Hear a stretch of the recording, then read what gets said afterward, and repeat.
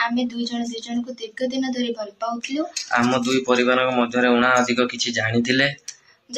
तू जे ये बड़ बड़ भाषण दउछु, तू जो माइकना टाणेनु तोर गोटे झील होला परे तू जानी पारिबु दुख कौन जेतेबेले ठीक सेम धक्का तो झील तते दब।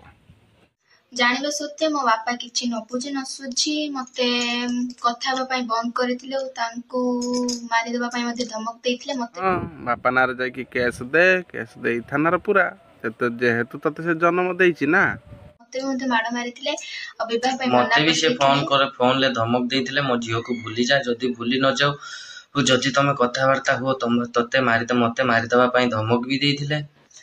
तू जे ये बड़ बड़ भाषण दउछु, तू जो माइकना टाणेनु तोर गोटे झील होला परे तू जानी पारिबु दुख कौन जेतेबेले ठीक सेम धक्का तो झील तते दब।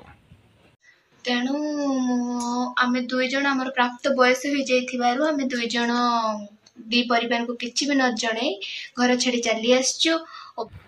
बापार इज्जत को डेंगुरा बजाउछु।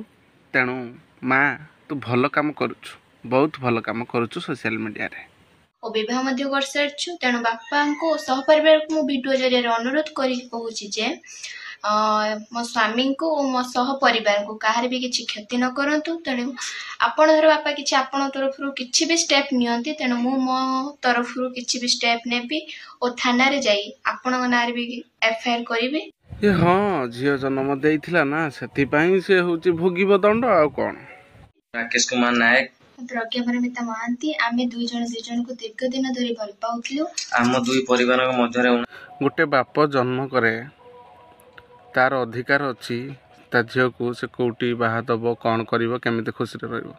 तेणु तू झील नुहे, ठीक झील नुहे, तोर मार संस्कार शिक्षा बहुत कम अच्छी से तू आसी एठी आउ ता पुओ साथी नंगुरे होगी बाप नारे धमक दउछु। तेणु आग को मरीगले भी से बाप को कहबी केबे भी तो दुखरे दुखी न हो।